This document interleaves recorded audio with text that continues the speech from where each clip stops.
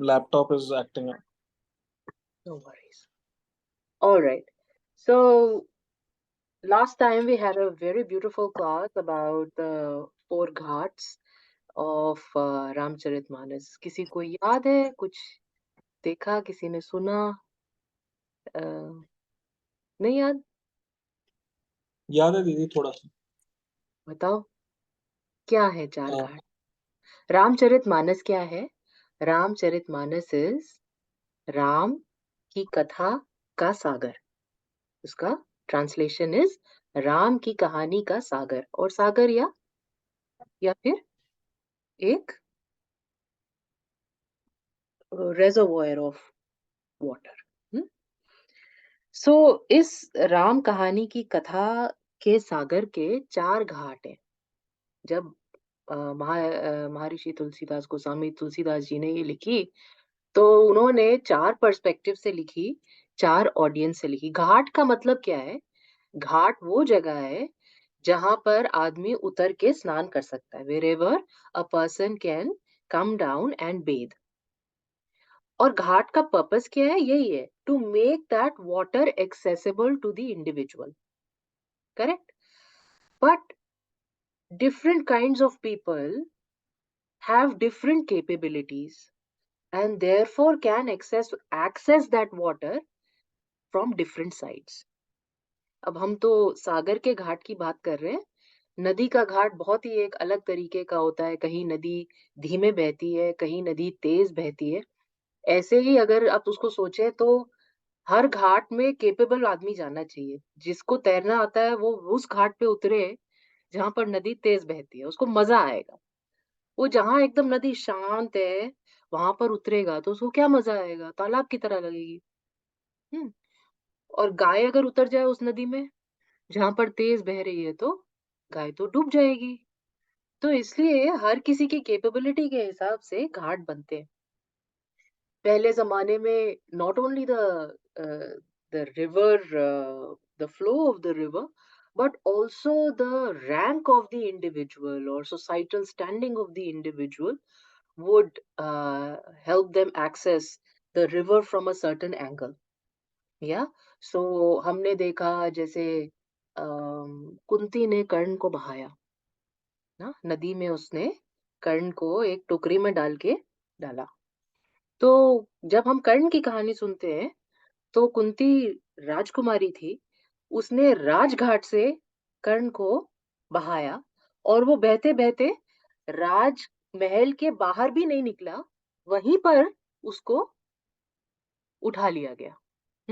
जो राजमहल के पीछे अगले घाट राजघाट के आगे जो दूसरा घाट जहां पर राजमहल में रहने वाले लोग रहते हैं और वो स्नान करते हैं वहीं पे उसको उठा लिया गया.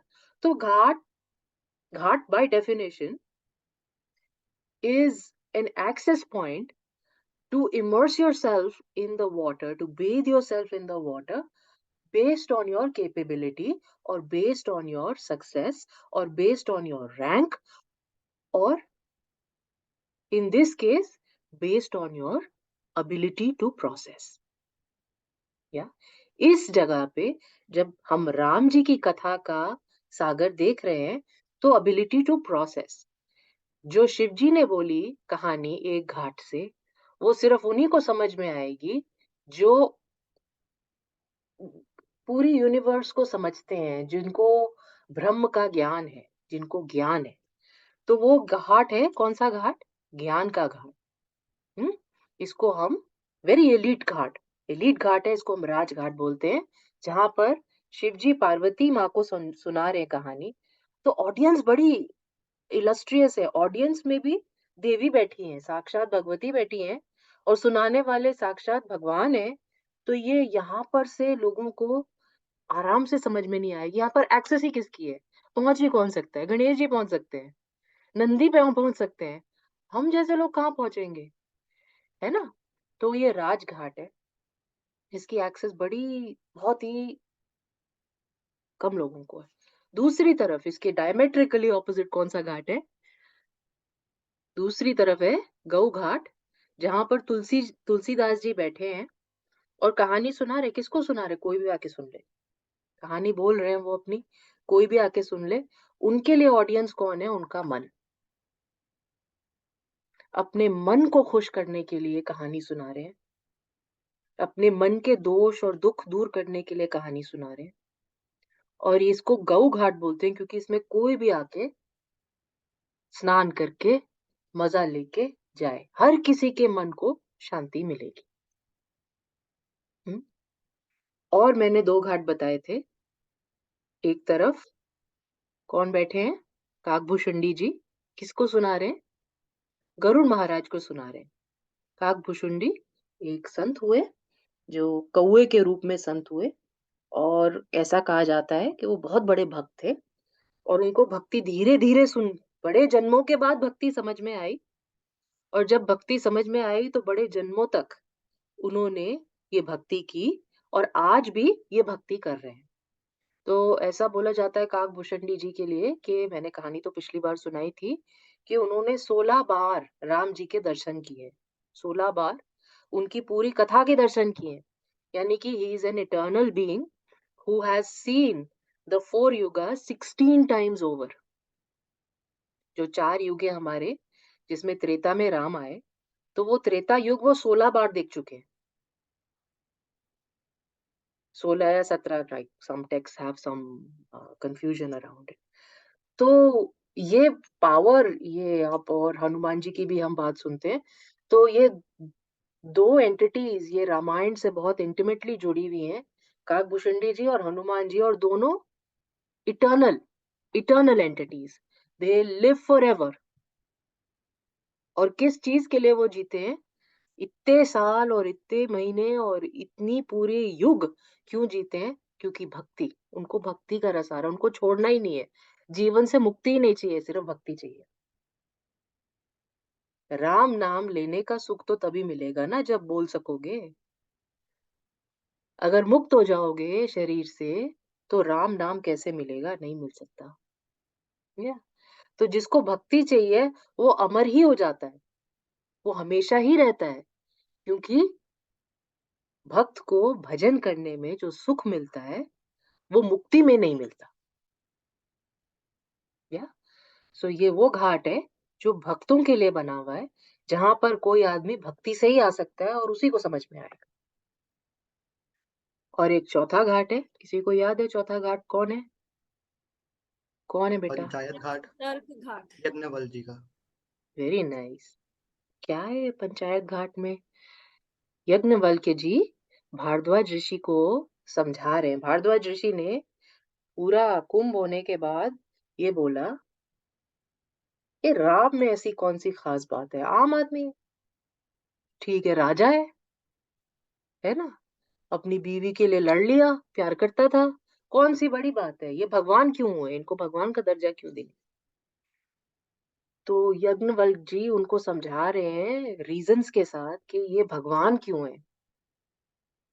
ये इतने सुंदर, सुशील, सिंपल आदमी को हमने भगवान का दर्जा क्यों दिया हुआ है? भगवान क्यों है? हुँ। भक्ति घाट पे ये कोई चर्चा नहीं है। भक्ति घाट पे इसका कोई लेना-देना नहीं है, भक्ति तो है ही। भक्त तो भगवान से ही पैदा हुआ है। भक्त को भगवान बोलने की ज़रूरत नहीं है। और जो ज्ञान घाट पे, उसको भी बोलने की ज़रूरत नहीं है, वो तो देख ही रहा है, उसको तो पता ही है सब कुछ, है ना? राजघाट पे भगवान जी बैठे हुए हैं, उनको तो पता ही है भगवान है। हुँ। तो ये कुछ इगोटिस्टिक लोगों के लिए एक घाट बनाया है, जो ये पंचायती घाट है, जहाँ पर लोगों को फिर भी समझ में नहीं आता। पूरी रामायण बोल दो, बोलेंगे राम कौन है? तो जो ऐसे लोग हैं उनके लिए पंचायती घाट है, इसमें भी इस तरफ से भी लोग जा सकते हैं और राम की कथा का रस ले सकते हैं। हुँ। सो ये हमारे 4 घाट हमने पिछली बार डिस्कस किए थे। कोई क्वेश्चन है इस पे? Any questions? हुँ? सचिन कभी-कभी सुन लिया कर यार, रिकॉर्डिंग मैंने भेजी है, सुन लिया कर। Sure, sure. No, last time I missed. I'll definitely going to listen. या यू मस्ट लिसन। ओके। सो हमने पहली क्लास में चर्चा की थी तुलसीदास जी की। तुलसीदास जी अ, ऐसा कहा जाता है कि शिव जी ने शिव जी को राम जी बहुत पसंद है ना, उनकी उनका ध्यान करते हैं, उनकी पूजा करते हैं। तो शिव जी ने वाल्मीकि जी से बोला कि ये आपकी रामायण तो बहुत सुंदर है, बहुत बड़ी है, आजकल लोगों को समझ में नहीं आती है। हुँ।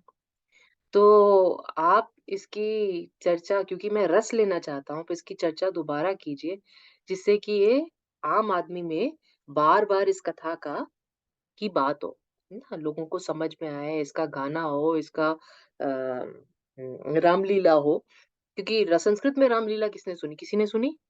आजकल की दो जनरेशन ने तो रामलीला देखी भी नहीं होगी। हमारी जनरेशन ने तो फिर देखी थी 5-10 साल। तो किसी ने संस्कृत में तो सुनी नहीं, तो संस्कृत बहुत मुश्किल हो गई है, तो ऐसा बोला जाता है वाल्मीकि जी ने दोबारा जन्म लिया और तुलसीदास जी वाल्मीकि जी का अगला जन्म। हुँ, तो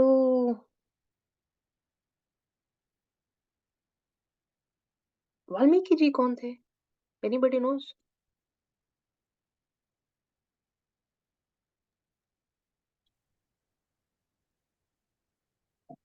He was the official sage of Raj Parivar of Dashrath ji. किसी को वाल्मीकि की कहानी नहीं पता? Valmiki Little was bit. initially a dacoit who turned into a rishi Yeah. when he got this understanding that his family will not stand with him in the bad deeds. Then he realized कि मैं क्या कर रहा हूँ, किसके लिए कर रहा हूँ, और सब कुछ भगवान के लिए. And then he turned into a sage and then went on to become write Ramayana about Sri Ram. थोड़ी 2 कहानियाँ मिक्स कर दी आपने, एक गौतम बुद्ध की और एक वाल्मीकि जी की, बट डज़न्ट मैटर। तो या he was a dacoit turned sage and poet and illustrious poet at that. Now जब एक चीज़ समझने वाली है, इसकी मैं चर्चा क्यों कर रही हूँ, ये समझने वाली चीज़ ये है कि आप चाहे आप कितने भी बड़े संत हो, कितनी भी पूजा करते हो, पुराने जन्म का कर्म आपको भोगना पड़ता है।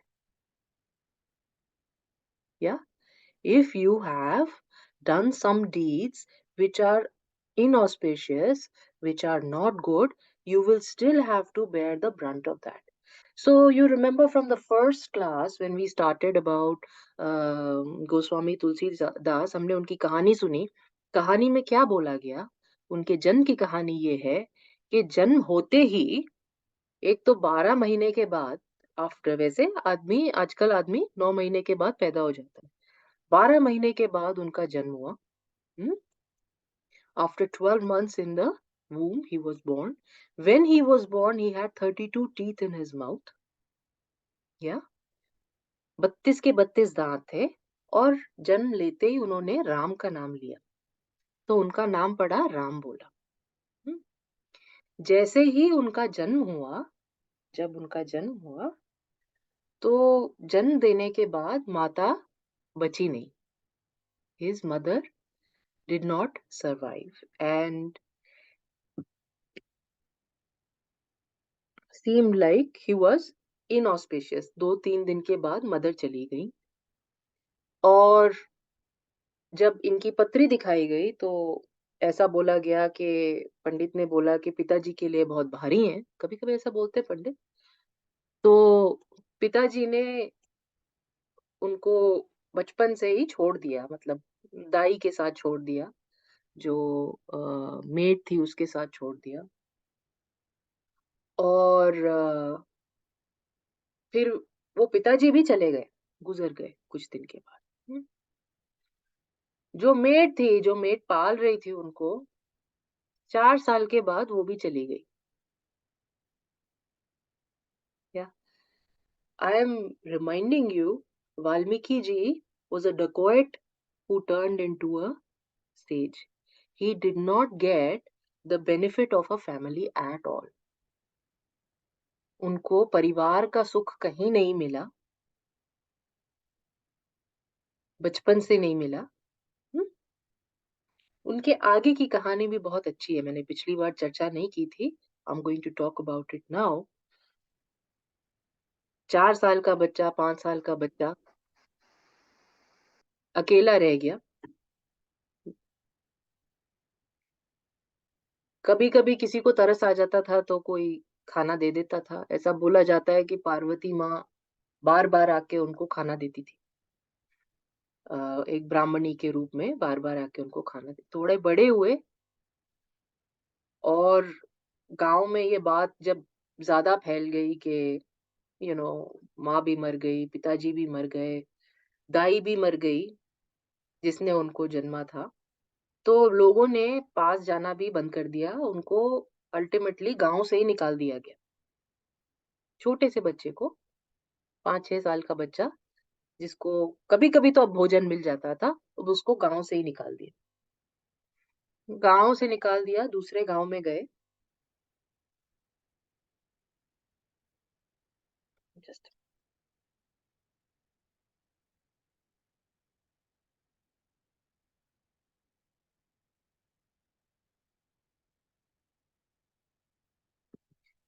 तो दूसरे गांव में गए और वहां पर एक हनुमान जी का मंदिर था।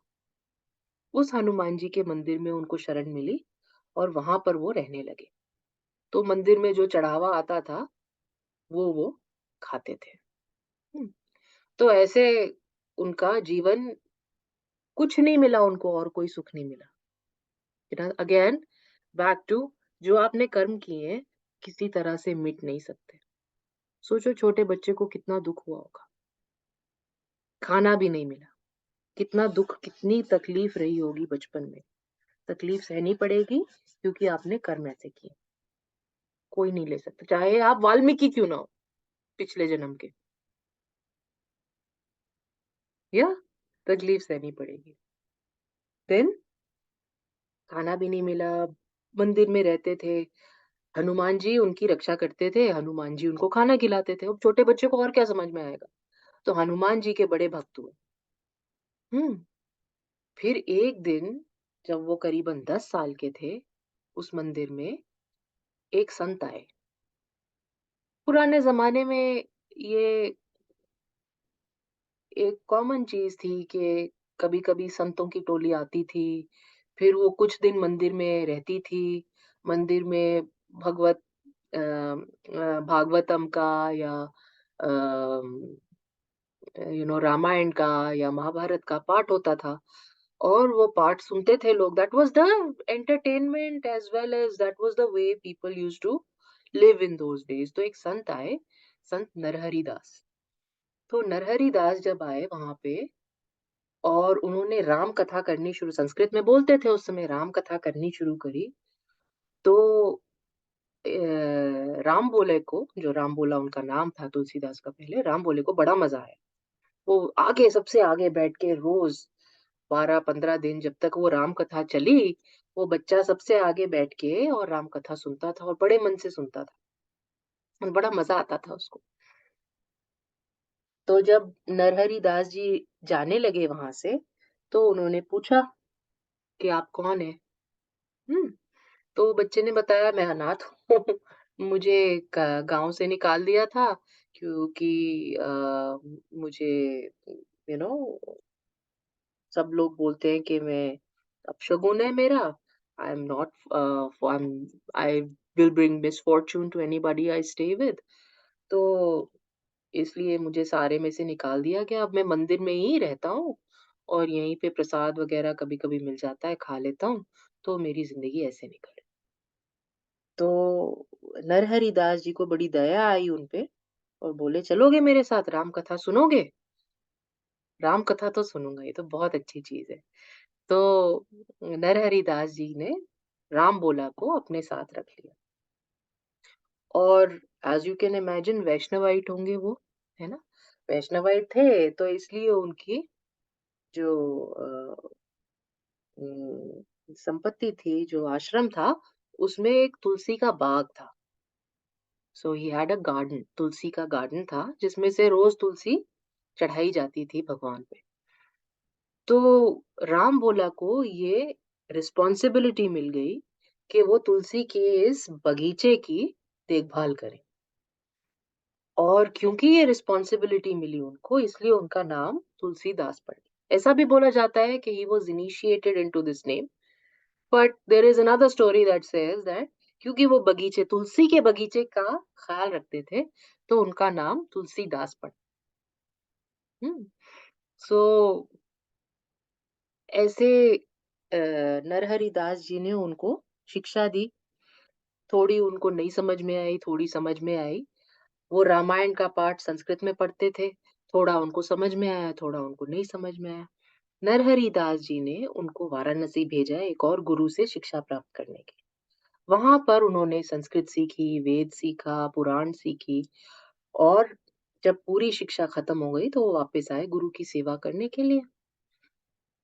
गुरु ने जब काफी दिन निकल गए, अब तुलसीदास जी अच्छे से रामायण का पाठ करते थे, अच्छे से रामायण का पाठ सुनाते थे। सब ज्ञान भी था, वेद भी, शास्त्र भी सब पढ़ लिए थे। तो अब नरहरि दास जी ने, जो गुरु हैं, उन्होंने सोचा कि अब ये सब ठीक है, अब इनकी शादी कर देनी चाहिए।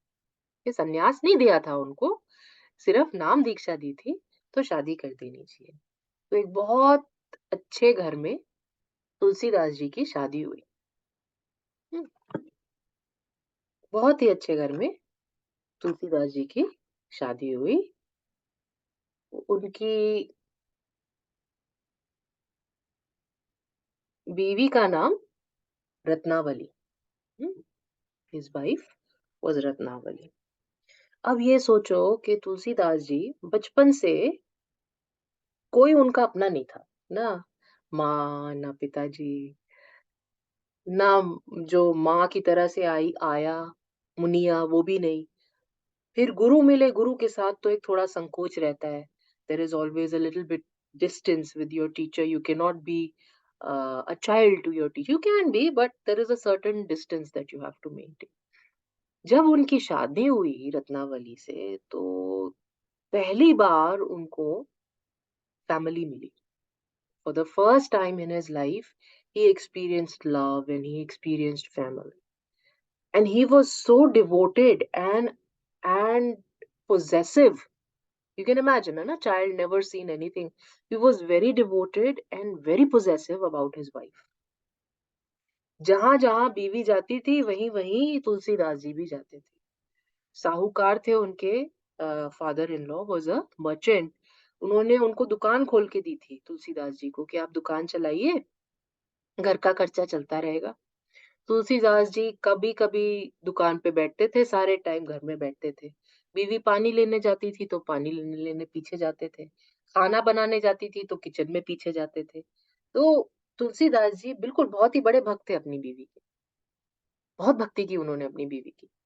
तो रत्नावली भी परेशान हो जाती थी, उसको लोग बोलते थे कि पता नहीं क्या जादू कर दिया तूने इसमें, तू पीछे ही पीछे घूमता रहता है। Now what's wrong with this person?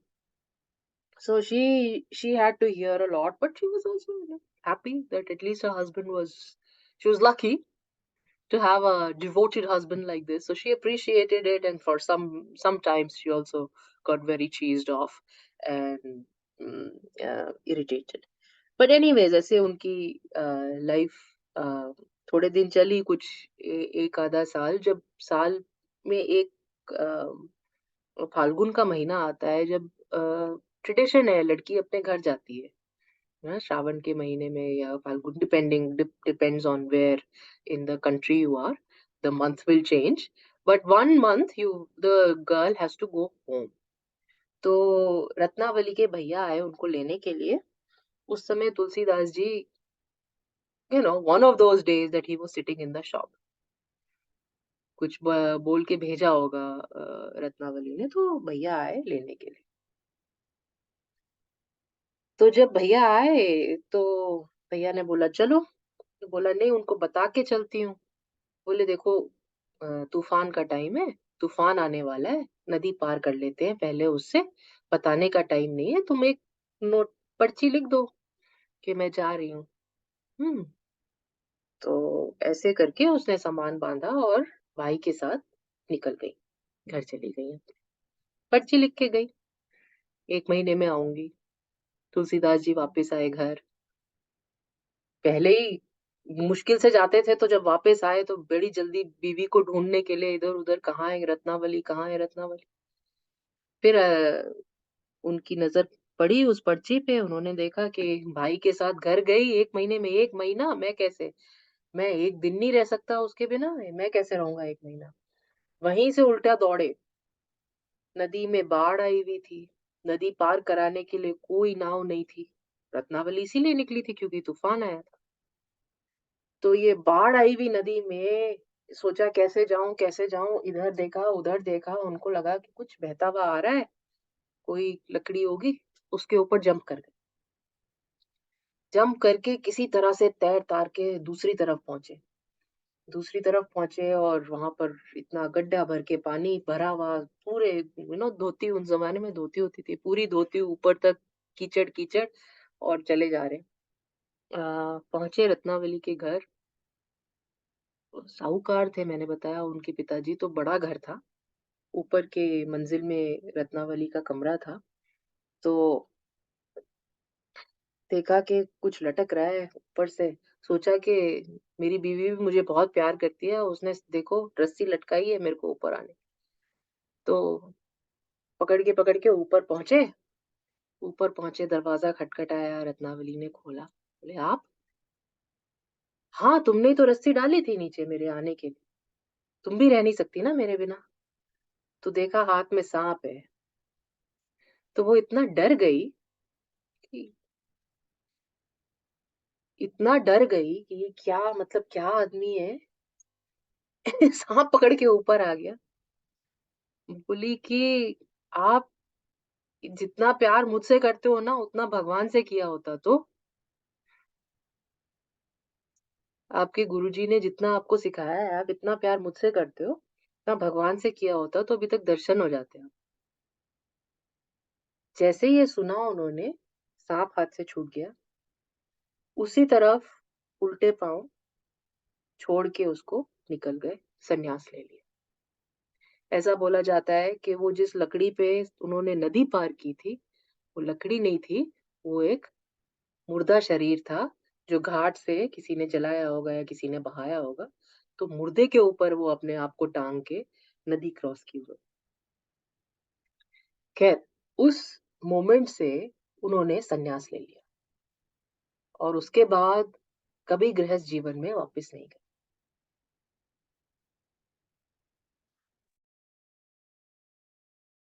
तो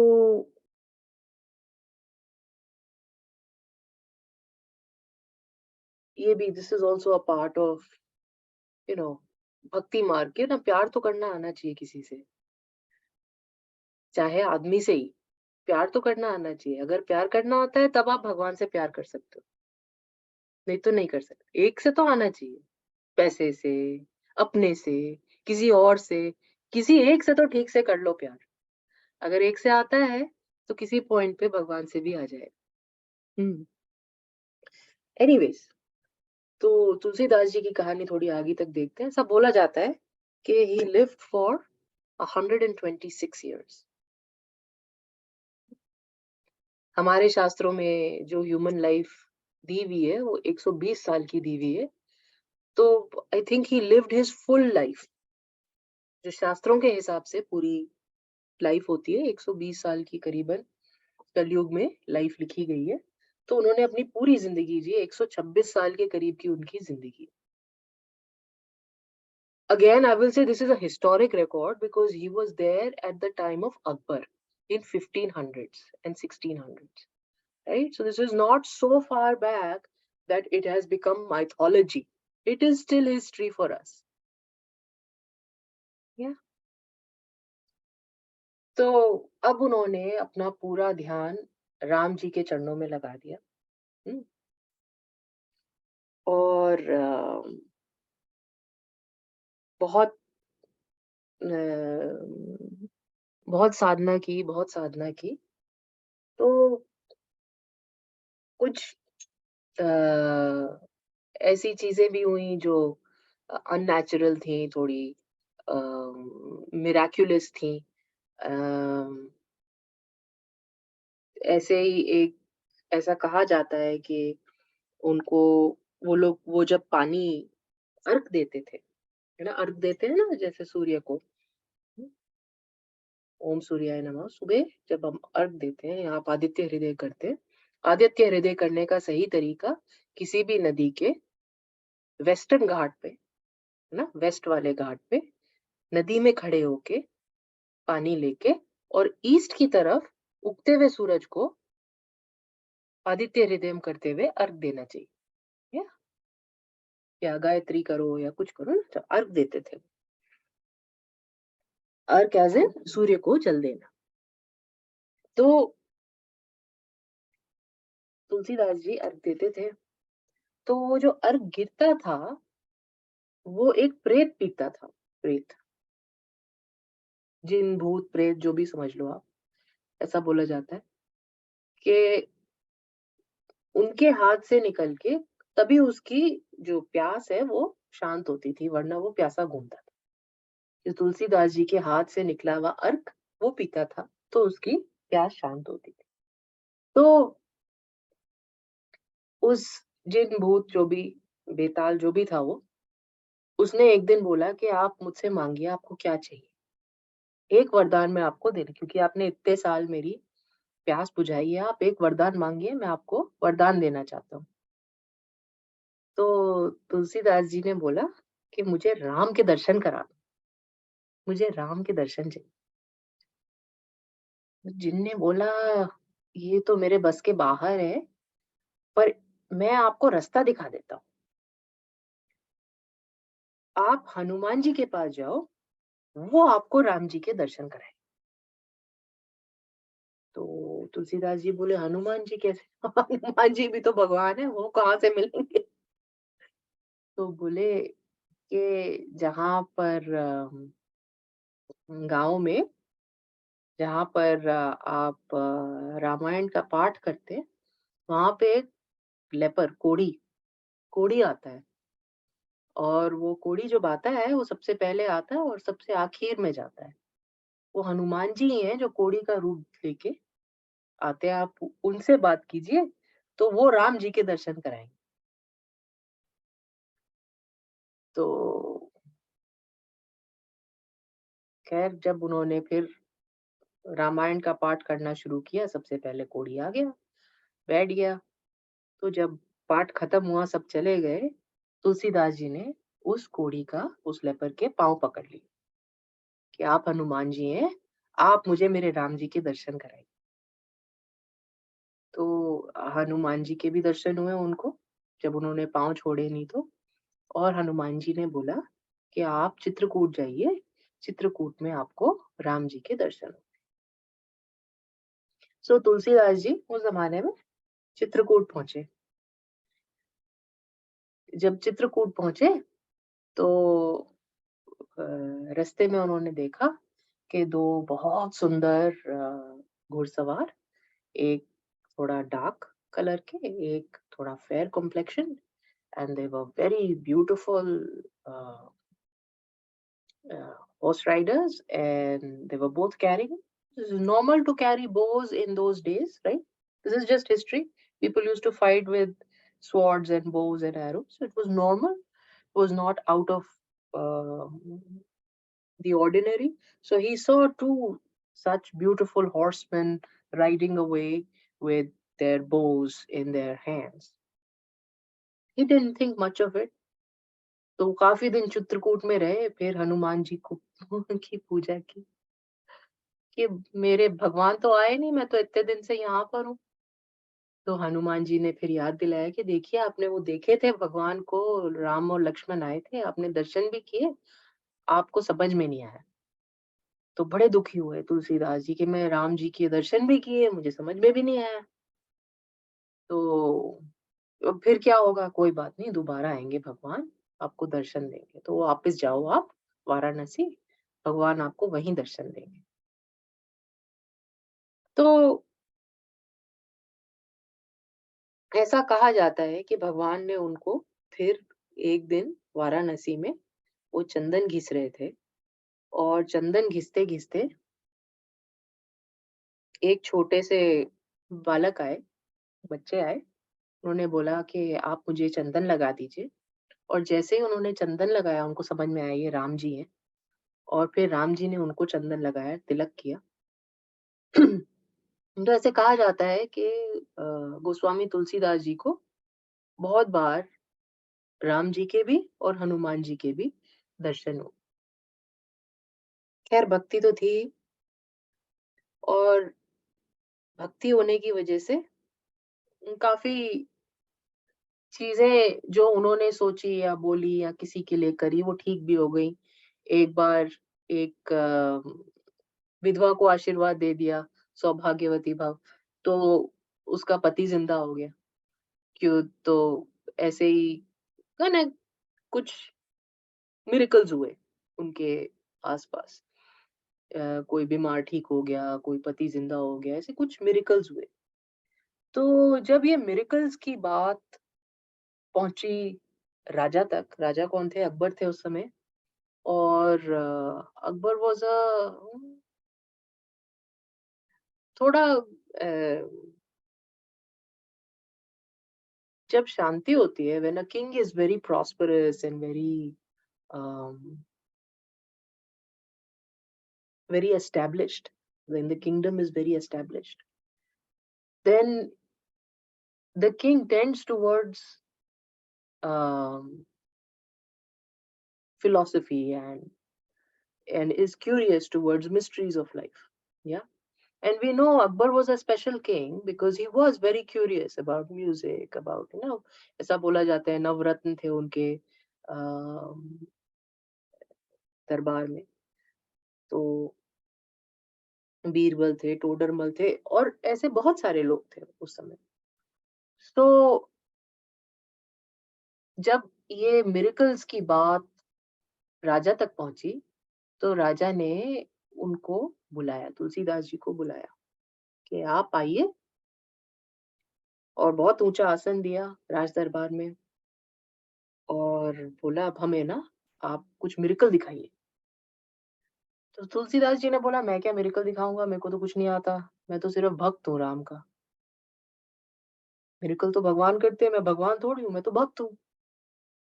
तो राजा ने बोला कि अच्छा अगर ऐसा है तो जब तक आप मिरेकल नहीं दिखाएंगे तब तक हम आपको कारागार में डाल देंगे।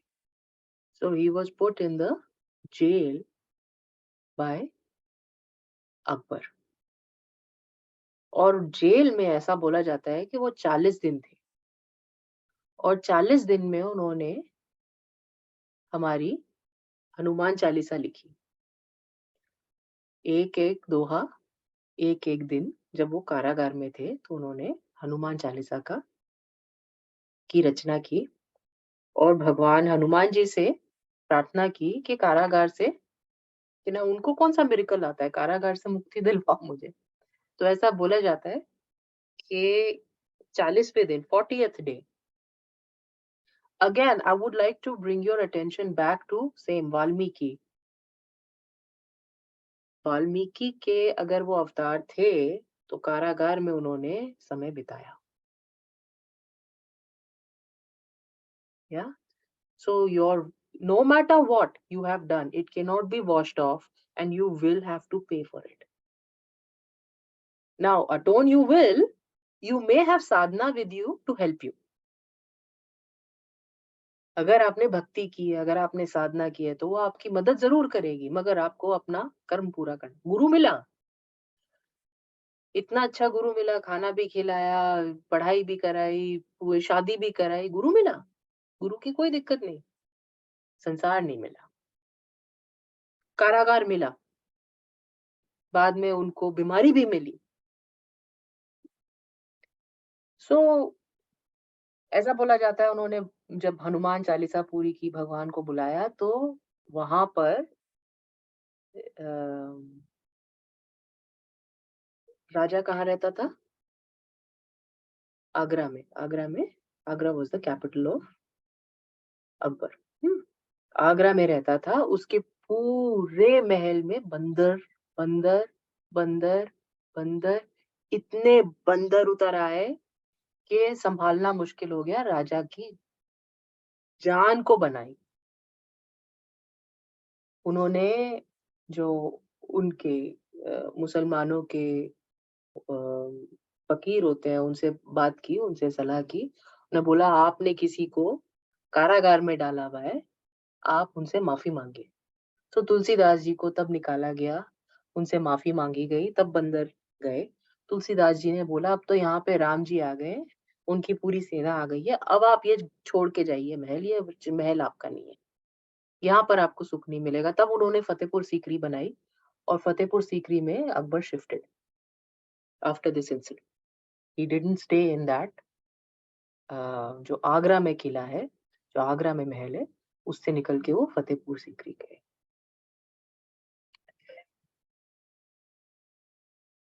तो ऐसी कई चीजें हुई।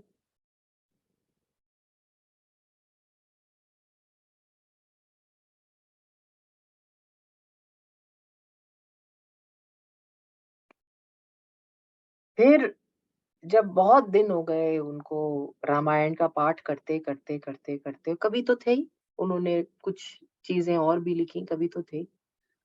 तो उनको भगवान ने बोला कि सपने में शिव जी आए। शिव जी ने बोला कि तुम राम जी की कथा दोबारा लिखो। तो तुलसीदास जी बैठ गए, वो स्कॉलर थे। ही वाज अ स्कॉलर, हाँ, he was educated. It's not like he didn't know Sanskrit. He knew Sanskrit. And he started writing. For 5 days he wrote. Every day he would write, and every day it would disappear. He started writing the story of Ramji. Every day he would write, every day he would disappear. तो बड़े दंग थे कि ये 5 दिन से मैं लिख रहा हूँ और पेपर खाली का खाली। तो उन्होंने ध्यान लगाया, पूजा की। तो रात को भगवान शंकर आए, बोले कि रामायण तो वाल्मीकि ने पहले ही संस्कृत में लिखी हुई है, तुम संस्कृत क्यों लिख रहे हो? तुम इसको लोक भाषा में लिखो और इसको मैं वही दर्जा दूंगा जो संस्कृत की रामायण का है। तो अगले दिन से उन्होंने अवधि में लोक भाषा में, जो कॉमन लैंग्वेज थी उस समय की, उसमें उन्होंने रामायण का लेखन शुरू किया। और वो रामायण उन्होंने करीबन, आई थिंक, 1 साल,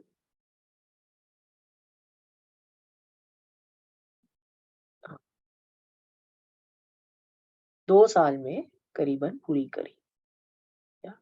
7 चैप्टर्स उन्होंने, 1 साल कुछ महीने कुछ दिन, इसका कुछ आंकड़ा है, there is a number there. तो वो राम नवमी से शुरू करी उन्होंने, और राम जी के शादी के दिन उन्होंने वो राम चरितमानस पूरी लिखी, जिसके 7 चैप्टर हैं जो हमने पिछली बार डिस्कस किया था। तो पूरी रामचरितमानस लिखी गई। अब ये रहते थे वाराणसी में, या वाराणसी में रहते थे। और अब मुगलों का राज था। ऐसा around the 14th century, yeah, this is your own history, you may not know, you may not be aware, 14th century Kashi में, वाराणसी में, वाराणसी को काशी बोलते हैं, काशी में जो विश्वनाथ टेम्पल था, जो भगवान शिव जी का टेम्पल था, मंदिर था, वो मंदिर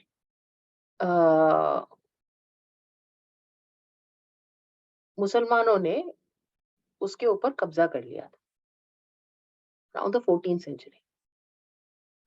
और कब्जा कर लिया था, और वहां पर मस्जिद बना, आज भी वो मस्जिद वहीं पर है। जो मंदिर है, ओरिजिनल टेम्पल, उसके ऊपर वो मस्जिद बनी हुई।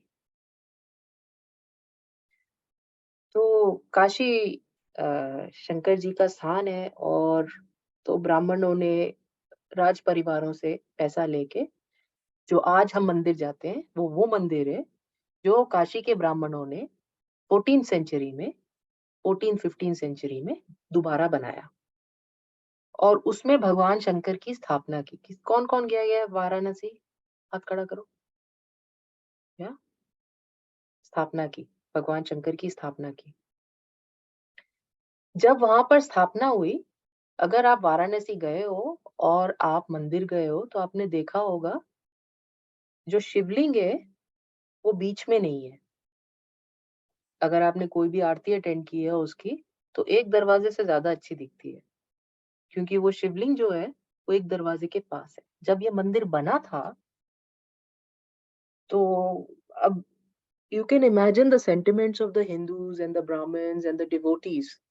Think about it. Okay, their temple, Vishwanath temple, has been taken over by the Mughals. This new temple is being established. Yeah, you can think about the sentiment. Like वो कर तो रहे हैं, उनको भरोसा नहीं है कि इस जगह पे भी भगवान आ जाएंगे कि नहीं आएंगे। कर तो रहे हैं, उन्होंने सारा काम कर दिया, मंदिर बना दिया, शिवलिंग की स्थापना कर दी, कलश पूजन कर दिया, कर रहे हैं, पर भरोसा नहीं कि भगवान आ जाएंगे। क्या भगवान जागृत भी है कि नहीं है? पत्थर तो नहीं है खाली, उसी जगह पे तो नहीं है। इमेजिन द सेंटिमेंट कि हमने ये सब कर दिया, तो जब वो पूरी पूजा करके और रात को दरवाजे बंद हुए, जब नए मंदिर का निर्माण हुआ, न रात को दरवाजे बंद हुए, तो अगले दिन जब सुबह खोले गए तो वो शिवलिंग हट के, बीच में से हट के साइड में हो गया। तब एवरीबॉडी अंडरस्टूड कि बाबा विश्वनाथ, भगवान शंकर इस शिवलिंग में पधारे हैं, क्योंकि ये शिवलिंग हट के एक कोने को हो गया। मंदिर बनता है, हमारे मंदिर की बड़ी स्ट्रिक्ट ज्योमेट्री है। हाँ, पूरे कंस्ट्रक्शन की स्ट्रिक्ट ज्योमेट्री है, उसके रूल्स हैं कैसे बनता है।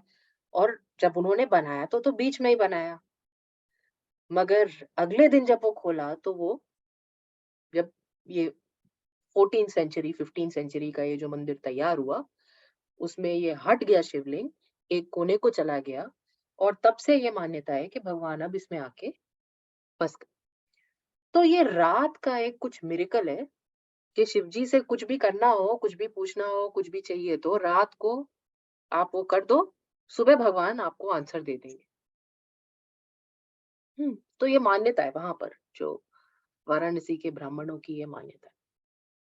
तो जब ये रामचरितमानस तुलसीदास जी ने लिख ली और इसका प्रचार करने लगे, तो सबसे पहले तो ब्राह्मण खड़े हो गए कि तो संस्कृत में नहीं है, ये तो गलत है। तो अब वाराणसी में सबसे बड़ा जज कौन? भगवान विश्वनाथ। तो सब गए मंदिर में, और मंदिर में सारे वेद पाठ पुराण सारे रख दिए, एक के ऊपर एक, और सबसे नीचे ये रामायण जो तुलसीदास जी ने लिखी थी, सबसे नीचे रख दी, और उसके ऊपर के ये सब सबसे नीचे है, और ये सारी चीजें इससे श्रेष्ठ है, इससे बेटर है। अगले दिन जब सुबह दरवाजा खुला तो क्या देखेंगे? तुलसीदास जी की रामायण सबसे ऊपर, और उसमें लिखा हुआ था सत्यम शिवम सुंदरम। ऐसा बोला जाता है। अगेन हिस्ट्री है या माइथोलॉजी है, मुझे मालूम नहीं है, कहानी है, मुझे मालूम नहीं है, मगर ऐसा बोला जाता है कि वो रामायण सबसे ऊपर आ गई। और ऐसी कई कहानियां हैं, आप वाराणसी के बारे में अगर पढ़ेंगे, काफी लोगों को ऐसे ही टेस्ट किया गया। बाबा विश्वनाथ टेम्पल में रात की आरती के बाद, दरवाजे बंद होने के बाद, भगवान अपना जजमेंट सुनाते हैं। और ऐसी बड़ी कहानी है, ये तो एक तुलसीदास जी वाली कहानी। और तो ये हुआ रामायण का पाठ। उनका लिखने चले थे वो संस्कृत में, पर भगवान ने उनसे सिर्फ अवधी में लिखवाया। और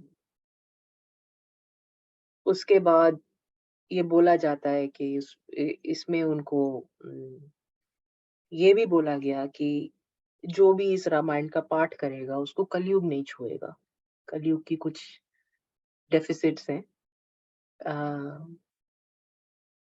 आशुतोष राणा ने बहुत अच्छी कविता लिखी है उसके ऊपर, कलयुग के ऊपर। If you haven't heard it, I will share it in the group, you should listen to it. It's a very beautiful कि कली ने जाके भगवान को बोला कि मैं आ गया हूँ, मेरे अंदर देखो ये, मैं छोटा मोटा नहीं हूँ, मैं बहुत बड़ा हूँ, मैं रावण नहीं हूँ कि तुम मुझे मार दोगे, है ना? तो मैं बहुत बड़ा हूँ और मैं तुम्हारे भक्तों को भी करप्ट कर दूंगा, और तुम तो उनके अंदर रहते हो, तो तुम्हें उनको ही मारना पड़ेगा टू गेट टू मी। तो बहुत अच्छी कविता उन्होंने लिखी है, सुनिए कभी। अ, अ,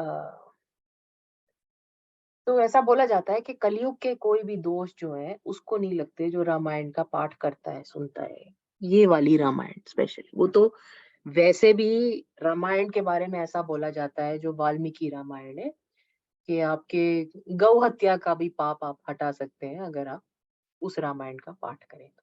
कौन सी? ये वाल्मीकि रामायण।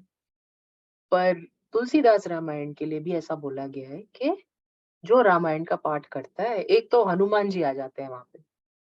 सबसे पहली बात कि जहां पर रामायण का पाठ चलता है, हनुमान जी वहां पर साक्षात दर्शन देते हैं।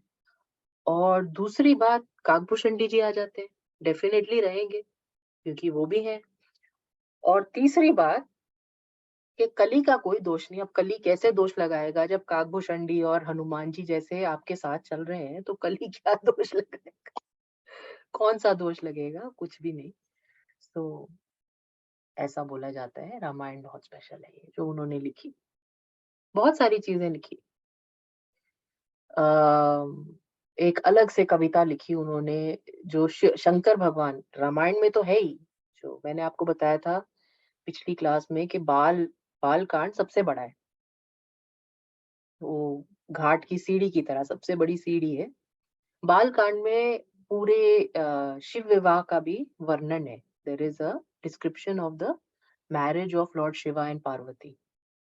And there is a separate poetry that he has written, which is about Lord Shiva and Parvati's wedding, and Lord Ram and Sita's wedding. And these are considered very auspicious. So, you know, at wedding celebrations, there was older tradition. Now, I don't think anybody even knows. Older tradition was to have these being recited. कि शिव और पार्वती की marriage की ये poetry, या राम सीता के marriage की poetry गाई जाती थी और सुनाई जाती थी शादियों पे। एक और कहानी है तुलसीदास जी की, काफी फेमस है। जब उन्होंने संन्यास तो ले ही लिया था, जब उन्होंने सब चीज दान कर दी, जब ब्राह्मणों ने ये सब षड्यंत्र करा कि ये वाराणसी के ब्राह्मणों ने तो क्या लिख दी, ये जो कविता, जो रामायण लिखी है, इसी को हम जला देते हैं। तो उन्होंने चोर भेजे तुलसीदास जी के यहाँ, 2 चोर। तो तुलसीदास जी घर में रहते थे। He was well off, he was not bad. You imagine, even आजकल के जो लोग कथा करते हैं, they are well to do, they are not badly off. He was well off, he had a lot of money. तो उनके पास पैसा भी था, और खैर रामायण तो उन्होंने लिखी भी थी। तो उनके घर 2 चोर भेजे वाराणसी के ब्राह्मणों ने, कि वो रामायण चोरी करके ले आए और उसको वो जला दें। तो वो जब चोर पहुंचे वहां पे, तो उन्होंने देखा कि 2 archers are available no matter where they try to enter from. They cannot enter Tulsidas जी's house. No matter where they go, वो 2 आपको घुड़सवार दिखेंगे रक्षा करते हुए उसकी। पूरे जिनके दर्शन सिर्फ चोरों ने किए, चोरों के भी बड़े भाग्य होते हैं। तो अगले दिन सुबह उनका मन बदल गया, उन्होंने जाके तुलसीदास जी से माफी मांगी, तुलसीदास जी को पूरी कहानी सुनाई। तुलसीदास जी ने सुना और वो रोने लगे। इमेजिन, भक्त का मन बिल्कुल अलग होता है, आप समझ नहीं पाएंगे। तुलसीदास जी रोने लगे। वो तो ठीक है, बदल गए, उनको उन्होंने माफ भी कर दिया चोरों को, और चोरों को ज्ञान भी दे दिया, और वो रो के परेशान कि मेरे प्रभु को आके मेरी रक्षा करनी पड़ रही है, मैंने उनको संतरी बना दिया। उसी दिन उन्होंने सारा अपना सामान, सारी संपत्ति टोडरमल को दान दे दी। टोडरमल कौन? एनीबॉडी?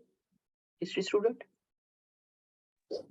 बीरबल का one of Sorry? the Ratans. Akbar का one of the Ratans. He was the finance minister of Akbar. हाँ, Raja Todarmal was the finance minister of Akbar. He was very accomplished in. So Raja Todarmal was also involved in getting the Kashi Vishwanath temple built, the second version of it. तो सारी संपत्ति उन्होंने टोडरमल को दान दे दी और उसके बाद वो सिर्फ घाट पे एकदम सन्यासी की तरह से रहते थे, कोई संपत्ति नहीं थी उनकी। और कहानी जो है, रामायण जो है, वो तो उनको याद ही थी, तो किताब चुराने से तो कोई चोरी कर नहीं सकता। तो रामायण उन्होंने बहुत अपने स्टूडेंट्स को भी सिखाई, याद कराई और उसका पाठ ऐसा ही हो गया सारे में, जहाँ रामायण होगी वहां हनुमान जी बैठेंगे। तो लोगों ने बहुत, आज भी चलता है, अखंड रामायण का पाठ चलता है। वो जो अखंड रामायण का पाठ चलता है वो यही है, रामायण का नहीं चलता, रामचरितमानस का पाठ चलता है। बोलते हैं अखंड रामायण, पर पाठ किसका चलता है? ये रामचरितमानस का चलता है।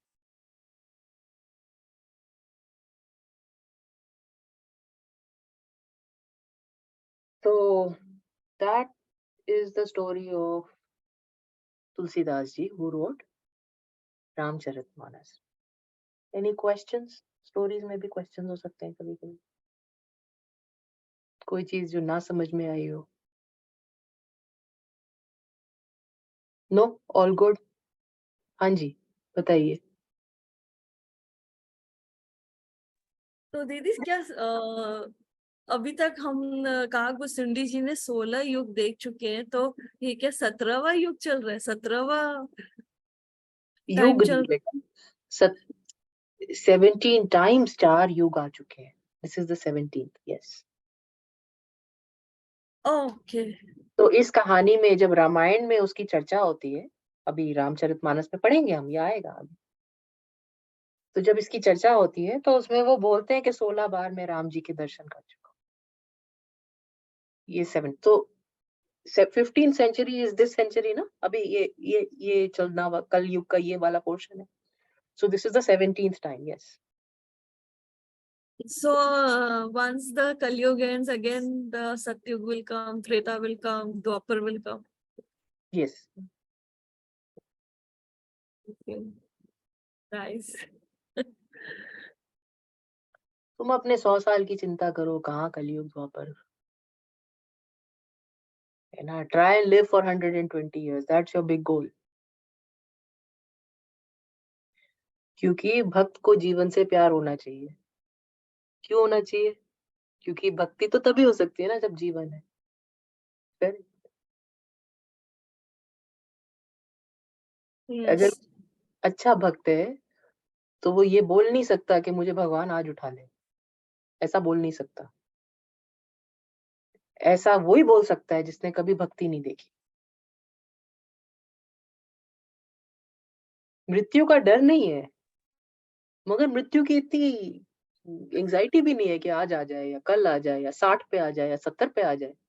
कोई एंजाइटी नहीं है। पूरा 120 साल। रामानंद स्वामी 120 years, Tulsidas ji 126 years. The more you live, the more you can take the name, the more you can be immersed in the Leela of Bhagwan, the story of God, the more you can understand God. ऐसे तुलसीदास जी बोलते हैं कि मेरे गुरु ने मेरे को बड़ी बार कहानी सुनाई, बहुत बार, हजारों बार कहानी सुनाई ला, और इतने साल तक सुनाते गए और मेरी बुद्धि में थोड़ी आई है, इतनी सी ही आई है, इतनी ही आई है। इतने साल लगे मुझे इतनी भी समझने में। तो अगर if you are a devotee, then you cannot think about death. Death is anti-devotion. You may not be scared of it, but you cannot be inviting it. You cannot say, oh, I'm done. You're never done. You can never know enough. You haven't learned enough. You haven't done enough. You haven't done your sadhana enough. You've not been devoted enough. No? It's never enough. हो गए सबके 10,000 ललिता सहस्रनाम हो गए तो बताओ। रामायण के अखंड पाठ कितने बार हो गए? 1 बार हुआ? 2 बार? आधी बार? अभी तो शुरू ही नहीं हुआ। अब तो हम शुरू कर रहे हैं। है ना? At 48, 49, 50 we are starting. कब खत्म होगा? So बहुत, अगर कोई भक्त है तो उसको पूरा जीवन जीना चाहिए, क्योंकि पूरे जीवन में ही उसको नाम का रस मिलेगा।